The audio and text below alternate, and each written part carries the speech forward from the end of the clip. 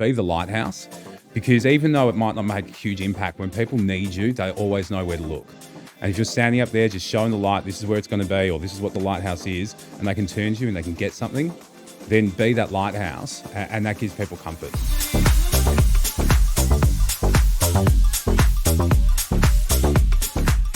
Welcome back to another episode, Season 5, Relentless Life on Your Terms. A friend of mine, an associate of mine I've known for many years, I work closely with. Tom, thanks for joining us. Thanks for having me, Chris. Now, Tom, quite interesting. Not many people can boast running a business for close to 10 years. You're coming close to your 10-year tenure at the moment, aren't you? Yeah, we're about to click over 10 years. We're still trying to work out the exact start date, so I may be there, may not quite be there, but it's a decade we've been running Husset for. Now, for those who don't know, Husset is? Husset's an outsourced HR consultancy where we work with small to medium businesses to take over the HR function of their business. So we come in, we partner with the business and give the resources that a large organisation would have in an HR department, but we give that to those SMEs. Now, I actually have known you for quite some years, and you've worked with quite a lot of my friends. We mentioned one now before we started the podcast. You've been working with one of your first clients since 2014. Yeah, I just opened it up. I had the employment contract issued in 2014. I've just come from their office. So that's amazing. You've worked with my brothers as well, and we actually we do Club of United Business. We did our core group together back when I had HR in-house. We did our core group together, and I always thought, it's a very switched on guy. As soon as I thought I'll bring it, outsource it, we brought you guys in for the last couple of years, and it's been an amazing decision for our company, and you've helped our HR immensely. So tell our listeners a little bit about HR, why it's so important, and why Husset's so popular. Why don't you just bring HR in-house? Why do people use companies like yourself? Yeah, great question. I think the main point to start on is Husset actually means the human asset. And so we approach human resources from a point that the assets of the business are the people. And we find that by outsourcing it, you get an independent person who can bring the best of many industries and many different businesses and those lessons, and then deploy them into the business in that outsourced fashion, but partnering with the business. So you become that HR department. By doing that, you're getting this HR function that's really aligned to the outcomes of the people. You can manage the owner's expectation, the business manager's expectations, but also grow the team and grow the people so they do want to remain with the business and be successful in the role.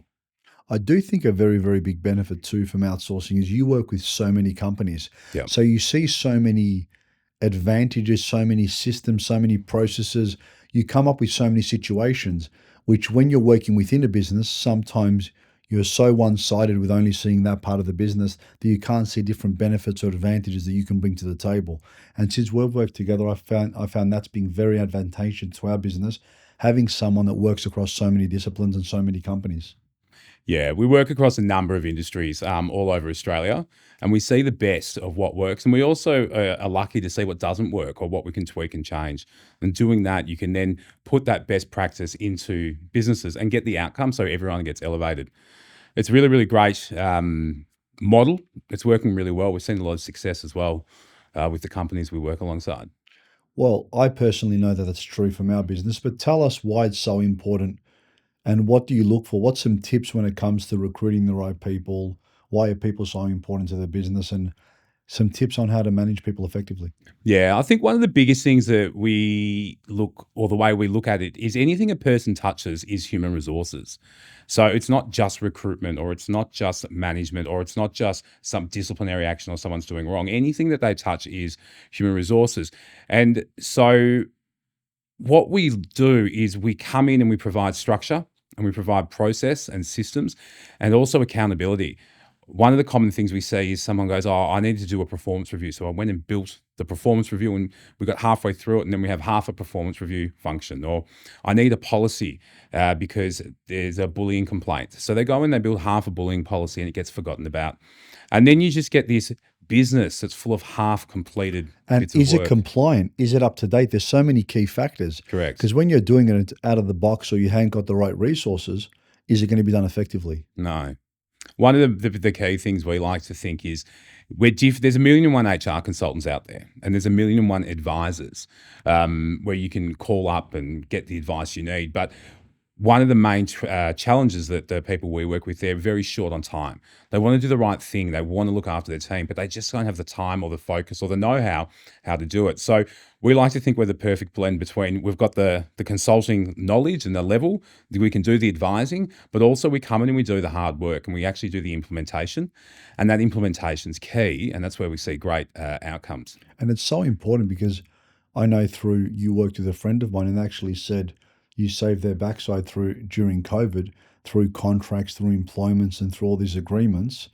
And I didn't understand that at the time. I wasn't working with you, but now working with you, I understand what a difference that made. He said the pressure that Husset took off us during that period of time was amazing. He goes, they were a godsend for us during that period. Yeah, COVID was a very interesting time, and I've got to look back at it in a way that it was terrible and it was horrible, but it was new and exciting. We had to put all our skills and knowledge to work to try and manage, these hundreds or thousands of staff that we oversee, to put them up and stand them down and manage it and try and keep jobs. And if we couldn't keep jobs, how do we get them out effectively? And really, really stepping up and working with these owners and managers to try and navigate through what COVID was. It was great, and yeah, we copped it. We felt the pressure as well, but we take the approach that we're sort of all in this together, and let's just focus on getting the outcomes we want, and we all need to play our part and do what we're good at. A lot of great companies do that, and I guess during that time reflection with a lot of developers, a lot of clients, companies like us, developers, it's trying to get as much as they can in the situation. My view was always, let's all of us work together and let's all get out the other end together. And that be the clients, that be the companies like us, that be the developers. It's not one versus the other. It's a collective effort. And I think that was the time where I think COVID really showed who was pulling together and who was getting out the other end. Yeah, there was funny. We did an enormous amount of work through COVID, and no one knew what it was, and no one knew how to do it. And there was a quote that I read a few years ago, and we did spin it into the comms that was coming out at the time, but my team and I, I wanted to push through that if everyone hurts a little bit, no one has to hurt a lot. I love that. And so let's all do a little bit, and let's all take a little bit of a hit or a little sacrifice, so that no one person really has to suffer. And it was a great mentality to go in with, and we were able to navigate through those times with a lot of businesses very well. Well, that's how you see who's team players in that. Now, can you give us some examples of some of the companies you've gone in? I know you've worked with startups. I know you've worked with decent sized organizations and went all the way through to building them to hundreds of team members. Can you tell us a bit about that? Yeah, so we've gone right from the time some investors go, hey, we want to start this new business, and we go in early and do a bit of a strategy and build the frameworks and system. You mean from a compliance point of view, from a people, all the above? All of the above. So first thing, if you're starting a business, you don't want to be on the front page of the AFR with some sort of fair work claim. So we need to take care of that. Then when you're trying to attract people into a business, you don't want them walking in with nothing in place, because everyone ends up running around and you don't have that common outcome or collective goal. It's like onboarding kits and things like that, making sure they're onboarded correctly, they're trained correctly. Yep, onboarding kits, training kits. How are we going to reward these people? How are we going to review them? How are we going to take on their feedback? What's that operating cadence? What's the operating rhythm of the business? How often do we meet? How long do meetings go for? What are the work hours? What do we dress in the office? What do we do with our clients? How do we speak? Anything to do with the people and the structure around those people, we come in and support. And so we've done that with some with no employees. We did the strategy piece. We've done a lot of people just want one employee. They just want a bit of help around, how do I pay? What's a position description or a job?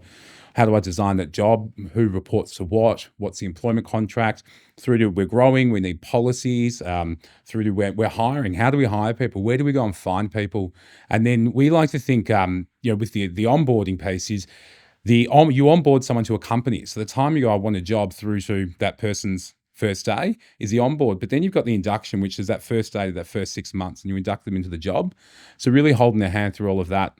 And it comes into this sort of cycle of review and feedback and development and growth. And then sometimes they might not be the right fit. So how do we move them on out of the business or redeploy them into another organisation or role where they are best suited and they are the right organisational fit for that role? And sometimes it's a cultural fit.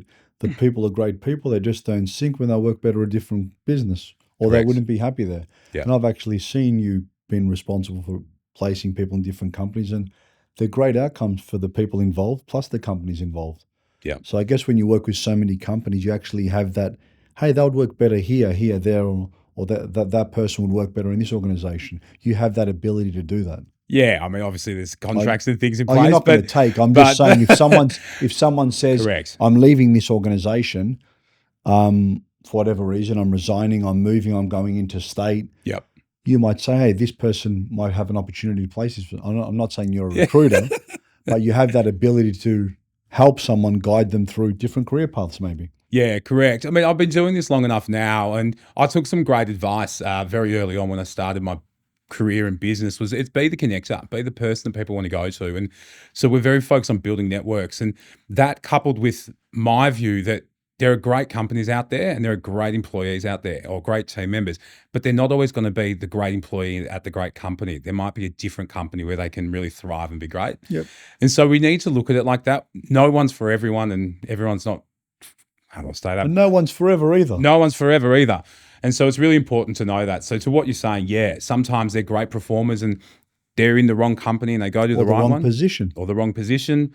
You know, how do we move people into roles? How do we grow them? You know, the classic example we spoke about, you've got amazing people and they're in the wrong role, and then we just tweak and change and look for how we can get the best out of them. And then you get these amazing people in amazing roles in amazing companies. Well, you've done that quite a few times in my organization where you've actually placed people from where they are to different roles. Correct. We've offered that role, and we're in the process of going through one actually as we speak. But Yep. one of my general managers now was in residential real estate as the property manager. Now she's changed her role into something different. And sometimes that's what it takes for someone to be re-engaged, refocused, and be revitalized to really take their career to the next level. Yeah. And I think it's really great because we come in where we're part of the organization. It's not some back office where you call a number. Like we come on site and work with people. We can also look out from the day to day. We can move out from that day to day and actually see a bit more big picture where things could work.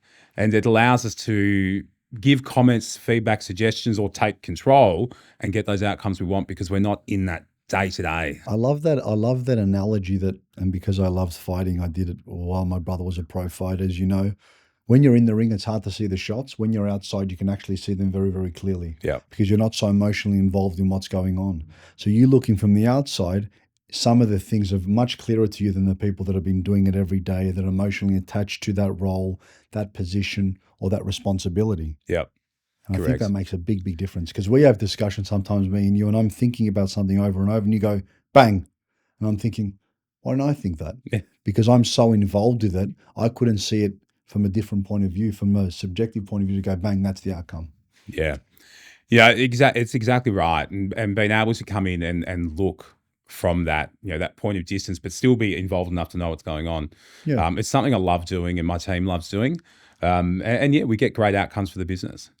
And another good thing I feel that I've got a couple of people that work with me from your organization, so I get a different, variety of talent. Yep. Different skill set. Yep. So I've had quite a few people. You come in a lot and consult as well. So I get a team of people within a company, which has been obviously a big game changer for us. Outsourcing it was a big difference to the business. I've got someone that I don't have to run or manage, but I've also got a team, a skill set that can actually take care of our HR. So that's been very, very good for us. In terms of what size businesses do you work? You mentioned a couple. Yeah. You said startups. Yeah. Medium organizations. Typically, we work with the SMEs. We as I said, we can do it with no employees or one or two employees. Our bread and butter is really that 15 to 60 headcount. So kind of where we're sitting. Correct. And the reason being is that, look, at 15 or at 10 to 15, you're really going to start getting some HR problems you're typically an owner, founder, or you're a manager in there and you're working. And then, 10 to 15, you're going to start getting some problems. You need that help. And then once you go through, as you grow, it gets harder and harder and harder and harder. Once you get up to that 60, maybe 80, we start looking, okay, is it time we start bringing someone internally? And then we have done, and we still do, bring in internal HR and then support them through their transition as well. But 15 to 60 is really where we sit. Because obviously you'll basically transition someone, give them all the systems and the processes to bring that in. I would actually argue that even we're close to that. When we do get to that, I'll probably still keep it going the way it's going because it's working so well. Yeah, no, thanks. What we do find as well, And another thing a lot of people do say on when they get to that size is they like the independence. They like having HR externally, like someone is looking after their team and really overseeing their team, but they are not caught up in the day to day. It's quite easy to get caught into office politics and And you get, told me as well, and I'm sorry for interjecting there, but I wanted to make this point. You do what you're good at. You focus on that. We'll take care of it. We've got you here. And I love that concept. yeah, Let me do real estate. Let me build the business. Let me build the brand with our team. I don't want to do this. yeah, You're good at doing that, and it allows you to really focus. It's like we say to our clients: you do your job, you do what you do, your career. yeah, We'll build your wealth. yeah. It's kind of the same principle. Exactly the same principle. Do something once, do something really well, do what you're good at, and just be accountable to that. With the HR, if something happens here, well, we know in your business, the buck stops with me. I'm accountable for it, and I report to the business. But at the same time, with the team, they report to or my team work with your team, and then they report to me. So we get this really nice middle ground of we're accountable, but we do what we're good at, and it allows you to go and sell property and really build wealth for your clients. And I guess it works on both ends as well. Correct. So, how can someone get in touch with you, Tom? And if someone wants to bring their HR in house, Yep. how can someone get in touch with you? Yeah, perfect. You can either jump on the website, you can give me a call, shoot me an email. We're on socials, not a big part of what we do, but yeah, give us a call, send an email, and we'll always catch up for a coffee. Well, a lot of it's based on referrals and companies you already know. So, I Correct. mean, you work with, I think, about 4 or 5 companies that I all know. Yeah. I met you through Cub. A lot of it's through referrals, isn't it? Yeah, it's pretty much almost all through referrals. It's a very small business network at that size that we work in, and you start to realize you know a lot of people. But yeah, so the referrals are great. Everyone's got HR problems. We like to think we had a rule when we started. We were not going to work with a company we're not going to have a beer with. So it kind of puts you on that like-minded individuals. Some people don't fit our model. That's great, but most do. And I love to have a chat. So just give us a call. We can go down, catch up, and just see what's going to work. Give me a couple pointers for the people that are starting a business or that are involved in business. What are some of the key things to look out for their team? I think the main thing is set a plan and stick to it. Structure is so important to team. If you say you're going to have a review, have the review. If you want to do your catch up, your quarterly catch up, set the meeting and hold that meeting. Because what often happens with these business owners and managers is they get very busy and they get very, very busy and they want to do the right thing, but they let that meeting slip or they run late to that appointment and the team don't feel like they're getting that 20 minutes of just dedicated one-on-one time. So that's probably the first thing. Set a plan, stick to it, do what you say you're going to do, and then also get the support you need so you can do what you're good at. Consistency, I always say, builds trust. If you Correct. want someone to trust you, do what you say you're going to do consistently. That will breed trust, and then you can actually grow your team. Correct. If you say something, and it's a lot of the times, it's very, very important to know. It's not that people don't want to do it; they probably get too busy, Yeah. or they're running out of time, or they're not prioritizing. My coach always told me what's important, not what's urgent. Yes. Because we think everything's urgent. Yeah. But really, what's important, and nothing's more important than your team. Correct. Or that honoring what you're saying. But as it gets bigger and bigger, that's why it pays so much value and dividend to employ a company like yourselves and make sure that the HR component is taken care of. Because it is your biggest asset, Yeah. but not taken care of, it's also your biggest expense and liability. It's a big liability if you're not So doing it properly. And you've got to look after it. But also you're dealing with people. Everyone always used to say to me, find me a business problem, I'll show you a people problem. It's always around the people. Yeah. But show me a good high-performing business, it's going to be around people. It's about systems. It's around processes. Yeah. So, Tom, over your 10-year tenure in business, give us some of your biggest mistakes and biggest lessons. Yeah, I think probably one of the biggest mistakes is not taking my own advice, not holding myself accountable to having the meetings with the team, doing all the things I tell other people to do. You know, the plumber always has a leaky tap. So The mechanic that never services his car. Can I ask why? exactly why I tell other people, you just get too busy. So one of the best things I did was I employed someone who assists me in running it, Bianca, who you've met. Yeah, she's fantastic. She's brilliant and I can't wait to have her back. She's on mat leave at the minute.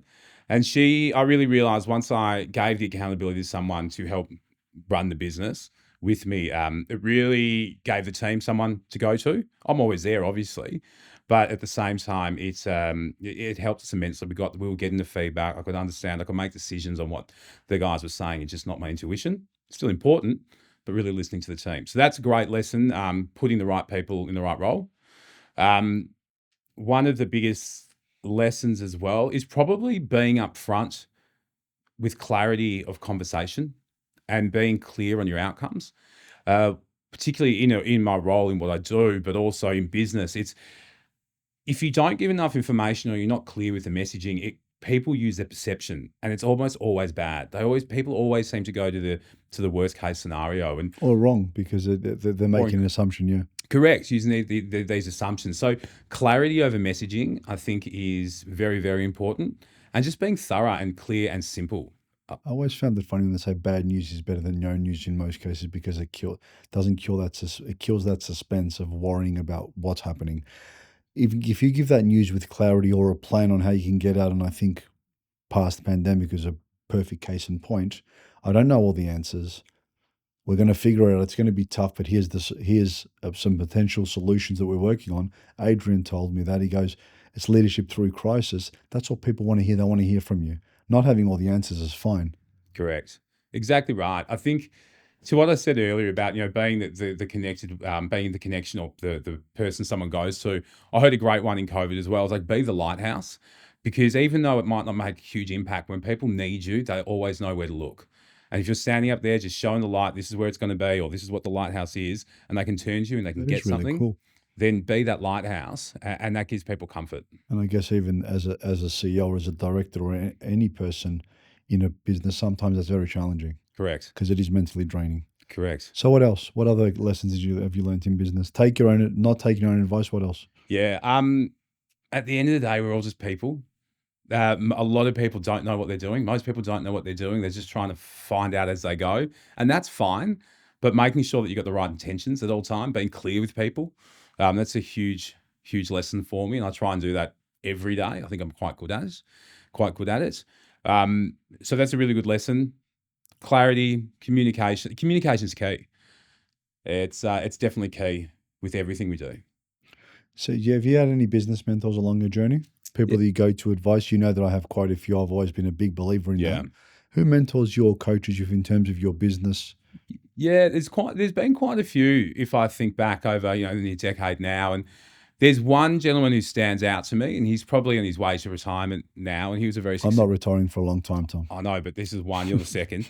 This guy who was an early client of mine, they met him professionally, and he knew that he was helping me get this business going while still paying me to give him a service. And we knew that. And What a legend. yeah, but I did he knew I was better at doing what he wasn't in my HR people field, and he was great at business.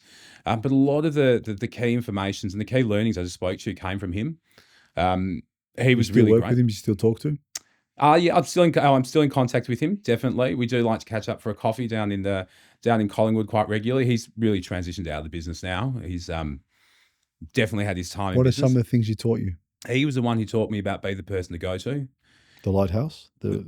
Same sort of messaging. The Yeah. lighthouse, to put more context to it later on. He was the one about just being clear and cutting losses quickly. If they're not working, you've got to have those tough conversations. From a team perspective, from a human perspective, you mean? Yeah. And then also about standards, like just having really high standards. If you got to do it anyway, just do it properly. We talk about that, and I'd like to touch on that because we talk about having that conversation quick. You're actually helping the person because who wants to go into a job not performing, feeling that they're getting all this anxiety? By having that honest, candid conversation, I read a great book. It's called Radical Candor by Kim Scott. She talks about having these candid conversations, tough and upfront. You're actually helping them. You're doing them a disservice by not having that conversation because who wants to come to work having that level of stress or pressure? Most of people's anxiety comes from not knowing if they're doing a good job or not performing or letting your team down. Yeah. Why wouldn't you want to have that conversation? But Yeah. people struggle to have that honest conversation. Yeah, correct. And it's a huge thing that we focus on as well. I mean, so much so there's workplace health and safety laws around it now with social psychohazards that's newly introduced that you're all across. But also, like I said, it's that accountability, that structure, that ongoing feedback. If people aren't performing, just let them know. It's like, do they not have the tools to do it? Have they not been trained properly? Or do they not have the care to do it? And is the job too big for them? Like, are they in the wrong Are you job? getting the right support? So I want to just touch on that because you said having that honest conversation up front. What are some tips or some ways they can have that conversation easier. What would you advise someone that's listening? Yeah. I'm struggling. I need to have an honest conversation. The person's not performing or they don't fit in the culture. Yeah. What are some of the things you'd advise them to say or do? Yeah, I think one of the, if you've worked with me, you've probably heard me bang on about the FIT model of feedback. Yeah, I love that. Yeah. And this is a great little tool I learned many years ago, but on a very simple form, it's facts, impact, tactics. Here are the facts. So don't fluff it around. Chris, you've been late to work 3 times this week. That's your facts. Your impact. Chris, you're being late 3 times this week means that other people are having to pick up your work. The phones aren't getting answered. What impact's it having? Some tactics you can do is, do we need to change your job? Maybe you can catch an earlier train, or we can arrange another work time or reset your start time. So by doing that, you're telling the people what they need to know, the facts, not fluffy, just straight down the line, the impact it's having. So there's context as to why they're getting this feedback, and some tactics or tools they can use to try and improve it. FIT model, I love it. It's very good. All your managers know it well. Yep. Well, we've come to the end of our presentation, our podcast. Are you ready for Hit me. All right, I won't hit you, but let's go. Okay. Most used emoji? I'm old, the smiley face. I love that one too. Coffee shop or homebrew? I'm a coffee shop. I'm a Bonnie coffee man. Best childhood game? Best childhood game? Probably roller hockey. Roller hockey. First concert you attended? I think it was actually musical theatre. It would have been Phantom of the Opera. Dream job growing up? I wanted to be an investment banker. Favorite hobby? Oh, I love cooking. Tell me something no one knows about you. Something no one knows about me.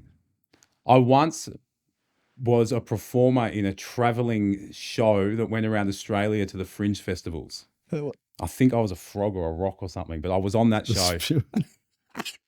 Best way to relax?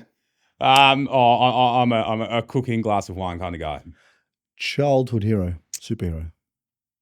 Oh, I used to love Hugh Jackman. I met him when I was about 10 and I still love him. He's a legend, mate. He's a legend. Most memorable birthday?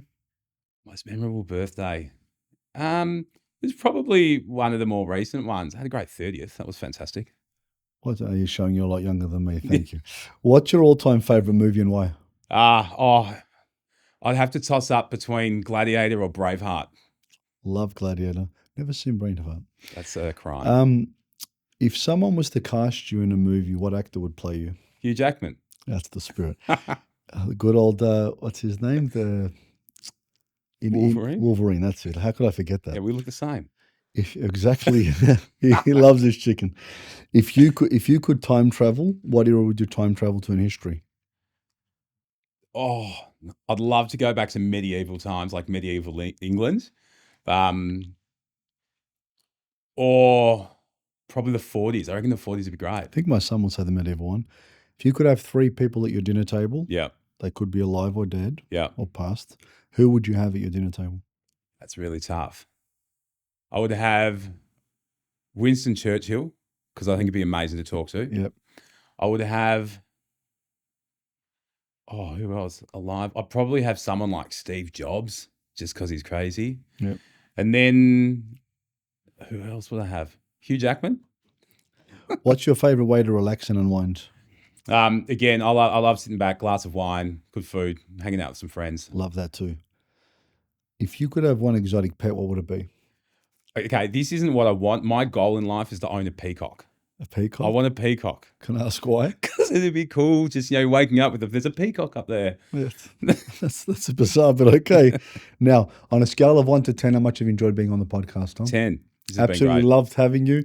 Look forward to seeing you tomorrow morning at our meeting. I think we moved at 8:15. We have. I hope you've enjoyed the podcast as much as I have. Please remember to like and subscribe. I'll put all Tom's details below from Husset. Get in touch with him if you want some great HR. Thank you.